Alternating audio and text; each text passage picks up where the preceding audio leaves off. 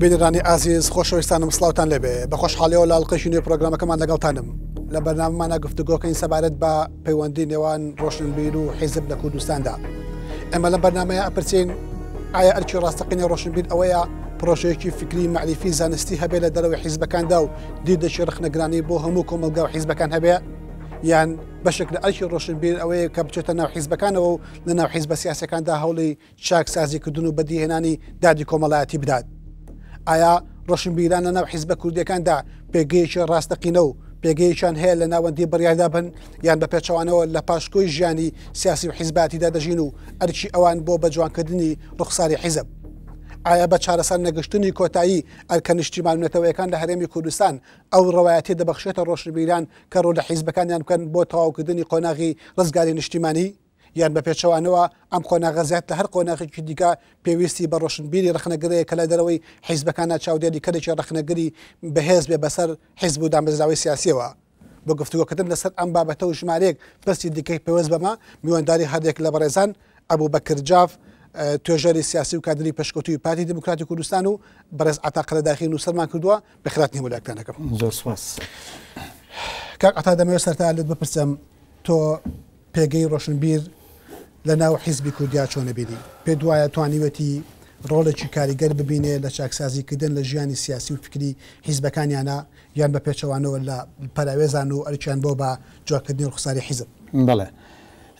سەرەتا سوپاسانەکەم پێشەوەی کە باسی پێگە و شوێنی ڕۆشنبیر بکەین لە ناو حیزبی کوردیا بەڕاستیەکەی جێی خۆیەتی ئەو پرسیارش بکەین لە خۆمان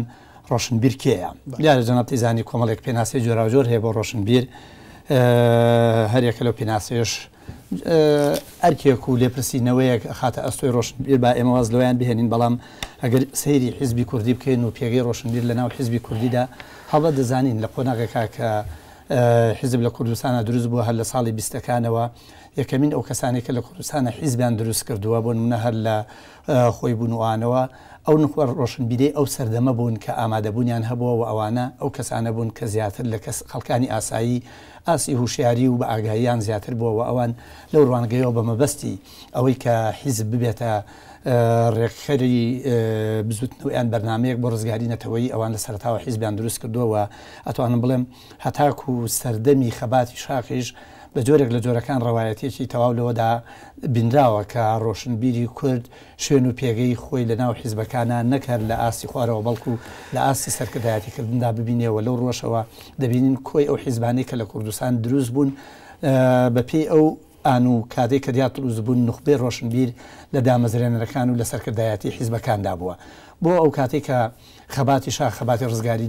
نیشتیمانی و نەتەوەی بووە هەموو نەتەوە پێکەوە بەشدار بووە بەڵام کاتێک کە قۆناغێکی نوێ لە بەتایبەتی لە باشووری کوردستان دەست پێ دەکات کە ئەوش قۆناغی ڕاپەڕین و دوای ڕاپەڕین دێت و حیزب لە کوردستانە دەبێ بە ئەو دەسڵاتی کە لە کوردستانە هەیە یان دێتەوە ناو شار ئەو کاتە بە بۆچوونی من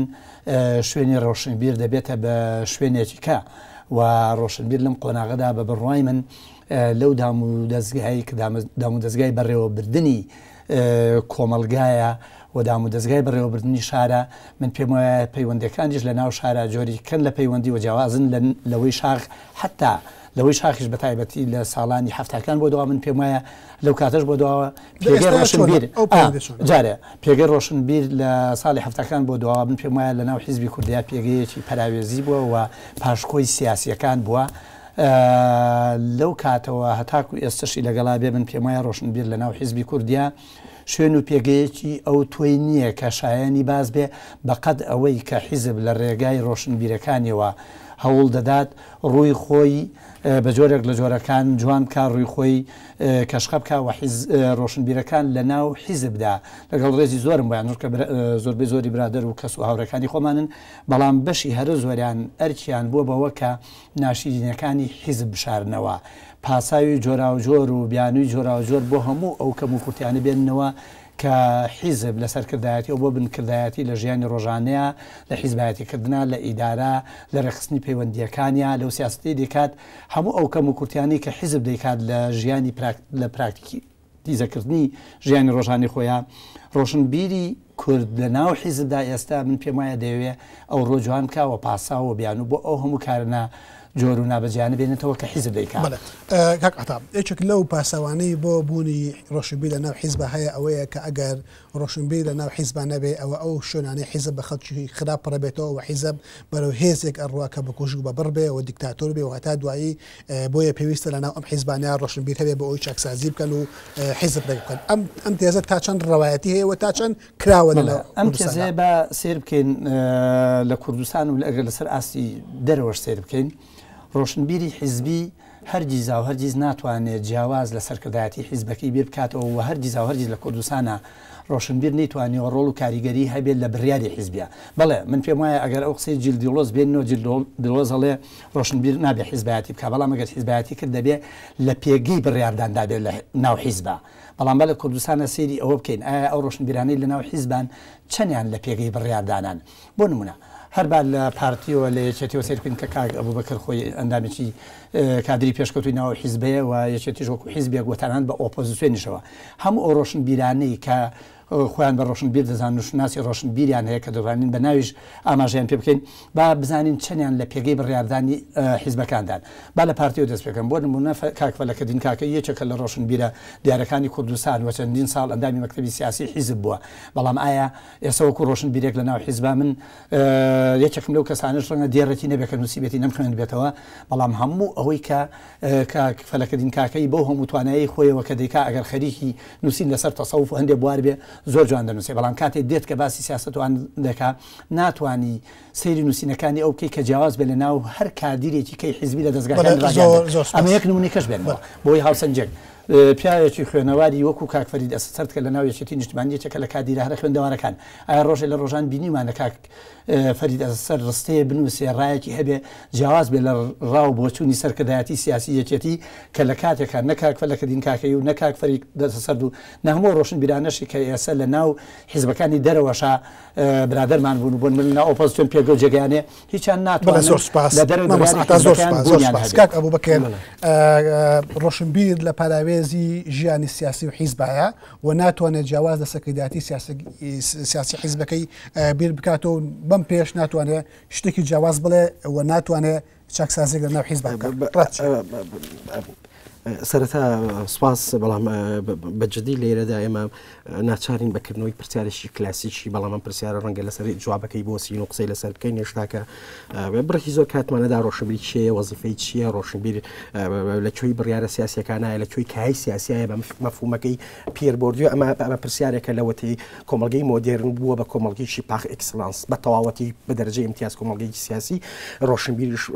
بە قەناعەتی من ئەبێ کاینێکی سیاسی بێ. باسی دۆڵۆزیکردن خۆم پیاوێکی دۆڵۆزی مامۆستا و بە ئاگام لەو پیاوە و ئاگام لە مەدرسەی فڕانسیش لەوێ ڕۆژئیشی ڕۆشنبیر چەندێکە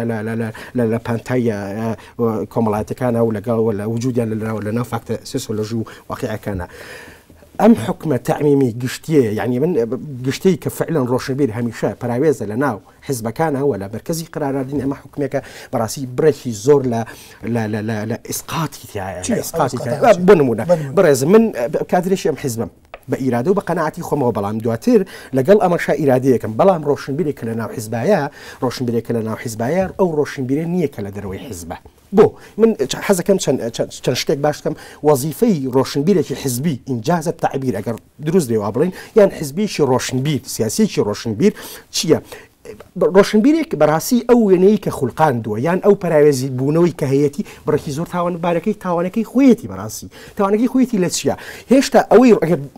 ڕۆشنبیرێکی تەندروست ئێستاکە وجودی هەبێ، من قسم لەسەر ئەو جیلەی بەڕێزی نییە لە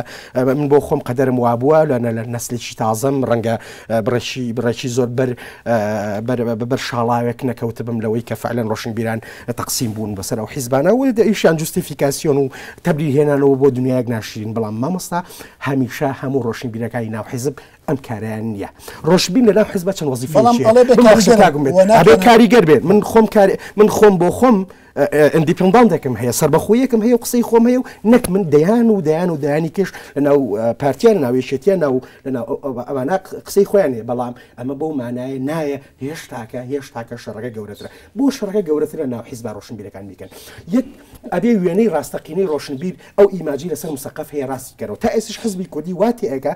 خوێنەوە مسەقف ڕووناکبیر یانی چی یعنی شانۆکارێ یعنی چیرۆکنووسێ یعنی شاعرێ یعنی فعلن هەمیشە سیستەمێکی بەرهەمهێنانەوەی بە پراوێزخستنی ڕۆشنبیر وجودی هەیە کە فعلن شادەماری کۆی کایەکانی کۆمەڵگە نەکرێ کە کای سیاسەتە ئەمە فعلن ئەبێ ئەو وێنەی ڕاست کاتەوە بڵێ ڕۆشنبیر ئەمە نییە ڕۆشنبیر ئەوە نییە کە تەنیەکاری چیرۆکنووسین بێ و جێڕانەوەی ئەزمونە ئینفعالی و ئەحساسی شکست خواردوو و دابەزینەکانی خۆی بێ دووەم ئەبێ ئەو وێنەیە ڕاست کاتەوە بڵێ ئەوەی کە ئەگوزارێ ئێستا کە بە ناوی سیاست و سیاست نییە ئەوەی کە ئەگوزارێ بە ناوی کارکتەری سیاست و کارکتەری سیاسی نییە بەڕاستی شەڕێکی تریشەیە بەڕاستی بە دەرەوەی ئەوانش بڵێ کە هەمیشەم تۆهمەتانەت بەسەر ڕۆشنبیری ناو حیزبیە ساغەکەنەوە یان ئەی چەسپێن یان ئەیانەوێ ساغی بکەنەوە کە بە فعلی فعلەن ئەو وێنەی کە لەسەر ئێمە هەیە هەمانە وێنە حیزب جێ بێڵین ڕۆشنبیر بە تایبەتی لە فەوزایشی فکری سیاسی گەورە لە کوردستانە مسەقەفین و کۆمەڵێک ڕووناکبیری جدی تیۆری کە کاری تیۆریزەکردن بێ بەڕاستی مامەستاجان یعنی ئەو نموزەی لە مسەقف کە پێش ئێمە هەبووە ئەگەر کاری تەنیا سوالکردن بێ لەگەڵ ڕێزمە داوای خانوو بێ داوای سیارە بێ داوای معاش بێ و یەک بەرهەمی تیۆری یەک بەرهەمی توێژینەوەی نەبێ بەڕاستی ئەمە خۆی پێت وایە ڕۆشنبیر ئەو مەخلوقە بێ بتوانێت لە ناو حیزب مەفهومی سیاست بۆ سەکردەکانی حیزب دیاری بکە و بگۆڕێ و بتوانێت مەجرای سیاستکردن بگۆڕێ لە کوردستانە من بە وتەیەکی گەورە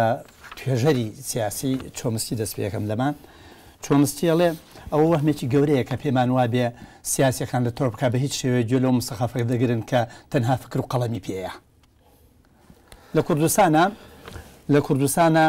ئەگەر بێت و بە جوانی سێر بکەین با سێری و مێژۆ بکەین کە ئەبوو بەکرد پێی وایە یعنی جۆرێک لە وەهمە ئەوە بەڵام من پرسیارێکی زۆرەوە دوایی وەڵام بداتەوە من پێشترش نمونەم هێناوە من پێم وایە ئەوە وەهمێکی گەورەی پێمان وا بێ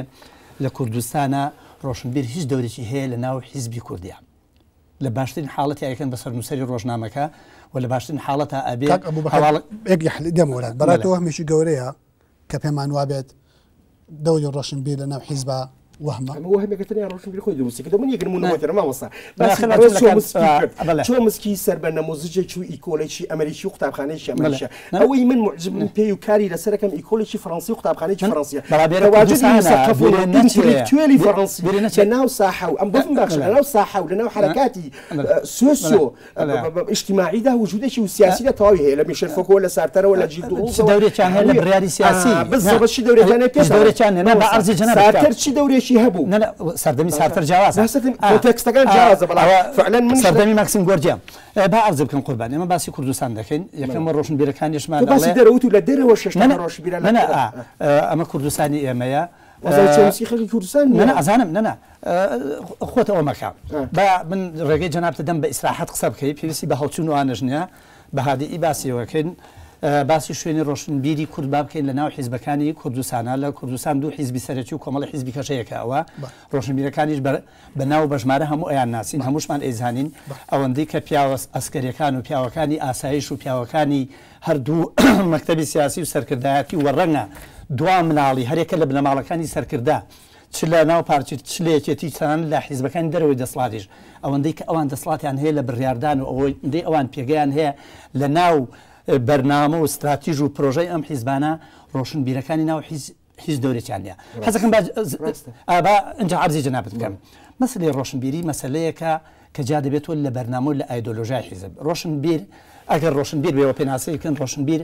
کەسێکی فرەڕەهەند و فرە تێڕوانینە کەسێکی خاوەن تەئەمل و تێڕوانینە کەسێکە خاوەنی بیرکردنەوەیە حیزبیش بە معنای ئایدۆلۆژیا بەرنامە دیسپلین و بیرکردنەوە لە سیاخی حیزبە و ئەو کادرە حیزبی کە پێی وایە کادرێکی ڕۆشنبیر و ئەتوانێت لە دەروی حیزبەکەی بێ بکاتەوە من ئەوە بە جۆرێک بەداوای لێبردنەوە ئێڵێن بەڕاستی بە جۆرێکە بۆ تەبریری هێنانەوە بۆ ئەوەی پێگە شەرعەتدا بە پێگەی خۆی لەناو حیزبەکە من مەبەستمەوە نییە کە ڕۆشنبیر یا ئەوەی کە خوێنەوارە حیزبایەتی نەکا مەفروزە حیزبایەتیەکە بەڵام ناتوانێت وەکو ڕۆشنبیر تعامل بکات کارەکانی ڕۆشنبیرت پێ دەڵێم مجال تمام سەرنجەوەی من ئیزافە پێ بالضبط منش لەگەڵتام ڕۆشنبیر لە مەرکەزی قرارانیە بەڵام بۆ یعنی ڕۆشنبیر چی ئینتاز کردووە بۆ نمونە من کادرێکی ئەم حیزبم کە ناوی پارتی دیموکراتی کوردستانەوە من بە نمایندی ناسیۆنالیزمی کوردی دایانم لە شوێنەکە ڕەنگە ئیتیجایەکی سیاسی تر هەبێ فعلەن ڕۆشنبیر ڕوئیایە من لە چوارچەوەی کوردبوونە و لە کۆنتێکست و هەلومەرجێکی کۆمەڵایەتی سیاسی فەرهەنگیدا کوردبوون بە پرسیارە ئیشکالە گەورەکەدا ئەنم ئێستاکە باشە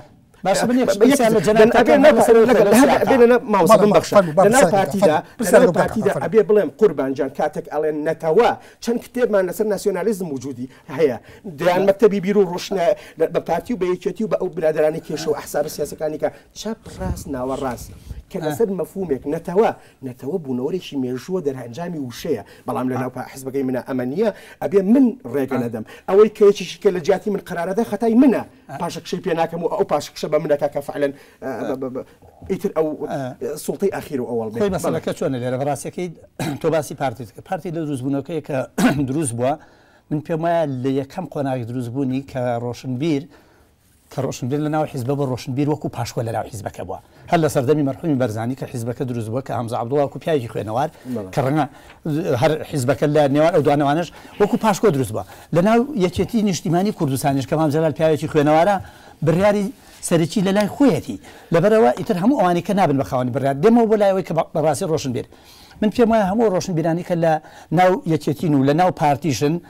جەناب چی بەرهەمهێناوە ڕۆشنبیرەکانی ناو پارتی ناو یەکێتی و ناو حیزبەکانی کەش هەر شتێک بەکار بێنن هەرگیزا و هەرگیز نە پێگەیان لە ناو حیزبەکەدا نە نفوزیان لە ناو حیزبەکەدا نە گوێشیان لێ دەگیرێت لە ناو حیزبەکەدا بەخەر یەک پیاوی کە دەتوانێت فەنگ بەباشی بەکار بێنێ ئەمە واقعی حیزبایەتیە لە ناو حیزبەکەی تۆش و لە ناو هەموو حیزبەکانی کوردستانیش ئەوە هەیە من پێم وایە ڕۆشنبیرانی وەکو جەناب و بەشێکی زۆری لە ناو حیزبەکانن ئەمەی کە پیان وایە ڕۆشنبیر دەتوانێت دەوری هەبێ لە ناو حیزبانە من پێم وایە بە جۆرێک لە جۆرەکان دەیانەوێت شەرعێت بە شەرعێت بەو بوونەی خۆیان دەن لە ناو حیزب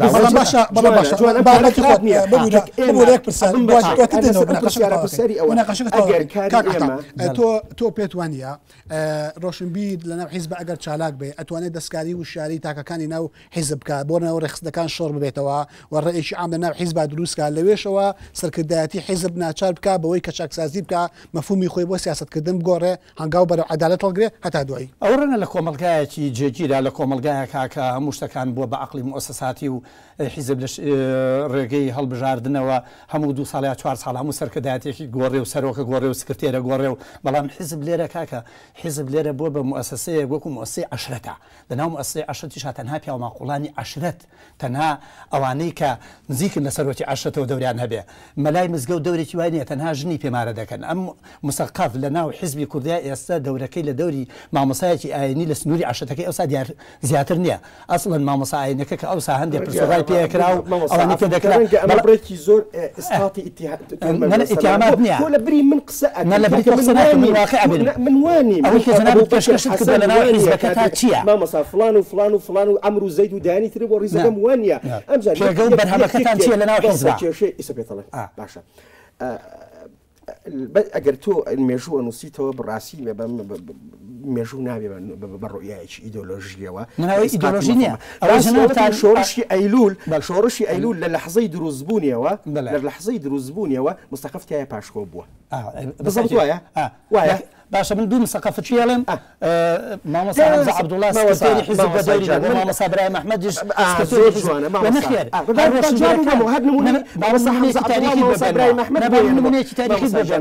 مۆزوعەکە ئالەوە من جواب بمەوە هەرچی تایبەتە بە ڕێز مامۆستا حەمزە عەبدوڵڵا و ڕێز مامۆستا برای مەحمەدەوە بەڕاستی ئەمە تاریخێکمان لە بەرچاو نییە بە تایبەتی ئەو جیلە بە ڕێزیشتەوە کەوتوین بەسەر جێڕانەوەدا باشە بەڵام ئەوەی من ئشتیادێکم لەما سراعی بینی ناسیۆنالیزم و سراعی بینی سۆسیالیزمە پرسێکا بوو پرسی نەتەوایەتی بوو پرسێکی شە بوو پرسی ڕوئیای فعلەن دووە مامۆستاجان ئەوەی ینی بەڕاستی هەلو مەرجی شۆڕشی ئەیلول لە کۆنتێکست و هەلومەرجی تاریخی خۆی ئاخوێنرێتەوە هەلومەرجی شۆڕشی گوڵان و شاری شەروە باسی ڕۆشنبیری شارە کرد من پێتاڵم تا بەیانش قسە بۆ ئەەکەم کە ئێمە شارمان نییە چجای ئەوەی ڕۆشنبیری شارمان کتێبم لەسەرچێشم نووسینە مامۆستا خۆ وڵاتە پڕ لە کتێب جگەیش ناگرێت هەندێشە تێوانیەوەی جناب تێڵێ بە ئەرزی جنابەت بکەم ئەوەی کاوە سەرکردایەتی پارتی کەوەکو سەرکردایەتیەک عشتێکی دیارەوانە هاتوون هەموو کەس دەیزانێ هەموو بەڵگەنامەکانیش جیابوونەوەی ساڵی 64 جیابوونەوەی و فڕێدان و پاڵنانی نخبەی ڕۆشنبیرە بۆ دەرەوەی حیزب باشە ئەم حکومە سەریع زۆر خراپە بارمەتی خۆت بارمەتی خۆت ئەمە پرسیارەکە بارمەتی خۆت دەمەوە جەنابەت یەکێک لەو ڕخنانەی کە لە پارتی دموکراتی کوردستان دەگیرێت وەکو حیزبێکی سیاسی کوردستان باڵادەستی بنەماڵێکی دیاریکراوە بەسەر حکومڕانی ئەم حیزبەیە و بەڕوون و ئاشکرایی لە گوتاری سیاسی سەکردەکان ئەم حیزبەیە ئەموترێ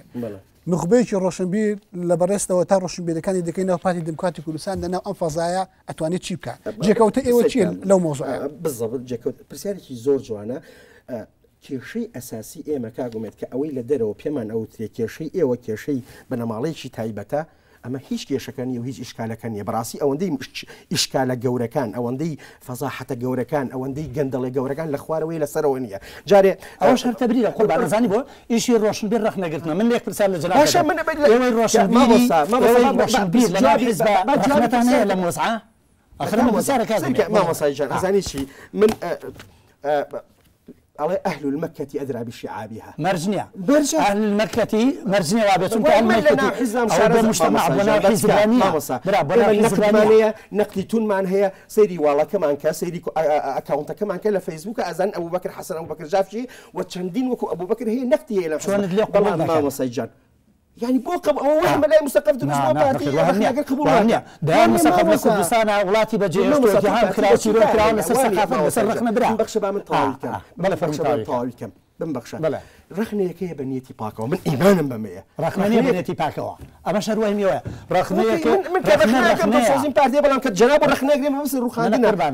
ڕخنەیە پیاەک دزی دەکات ڕخنە هەرەوەی پێڵی تۆ دزیت کردووە پیاەک پیا دەکوژە پێڵی پیاوت کوشتە بەڵام هەلومەرجەکانی کوشتنی پیاەکانی دزیان وڵی تۆ شتێکت کردووە لەوەی خراپی حکومە کاگومێت ئەمە مشکلە یەکێکە لە کێشە ئیشکالەکانی جوژمۆ حکم کە تۆ کەسێک دزی ئەکا بێ یەکسەر حکومەکە بەسەری تطبیقکە ئەمە زۆر خراپە پێشەوەی هەلومەرجە اقتصادی اجتماعی سیاسی نفسەکەی و کابرانە خوێنەوە بۆچی دزیکراوە مامۆستا ئەم پێوتیە میتۆدۆلۆژی منهجیت مامۆستا پێوتێ منهجیت نەک حکمی سەرپێیی بەسەر شتەکە تۆ دزی قوربان بەڵام خۆ لە سەردەمێک حکمی دزیەتیش هە لە شریعەتی ئیسلامیە هەڵگیرا کەواتە هەلومەرجێکی تایبەتە ئارەوە باشە مامۆستا با لەسەر پرسیارەکەی کاکومێت دوایی لەسەر پرسیارەکەی بەڕێزوو کێشە لای ئێمە کێشەی منەماڵنیە من و سەرجەم ئەو پارتیانەی کە ئەندامی پارتن بە ئیرادە و بە قەنەعەتەوە ئەم بنەماڵیان پێ قبوڵە باشە ئەم بنەماڵیان مشکلەمانەوە نییە نای بەڕێز بوو تۆ ئەتوانی ڕخنی لێ بگریانە بەڵام کە دێ دەیان سەدان تۆ کە ڕخنەیەکی هەیە لەسەر ئەوەی ڕۆشنبیر مرکزی قرار نییە من دا ئەخەمە سەری ئیزافەت بۆ ئەخەمە سەری کە فعلا مركزي قرار ونمونا همو اعتمادي ام حزبانا كلن اويا بجدي فكر تانية باشا فكر تانية من الام فلان لان سوسيال ديمقراطيا فلان لاين ناسيوناليزم فلان لاين اسلاميه بلام او شوار كتاب من لسر ادبياتي اما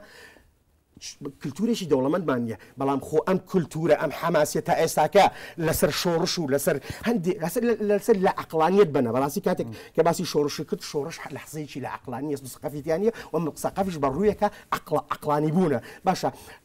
بۆ نمونە لە دەکیان یعنی چی بۆ باسکەم یعنی کارەسات زۆرە بەڕاستی کارەسات زۆرە یعنی تەواجودی مەجموعەیە ئەکتەر ئەم ئەکتەرانە هیچ شەخصیەتێکیان زۆر سپاس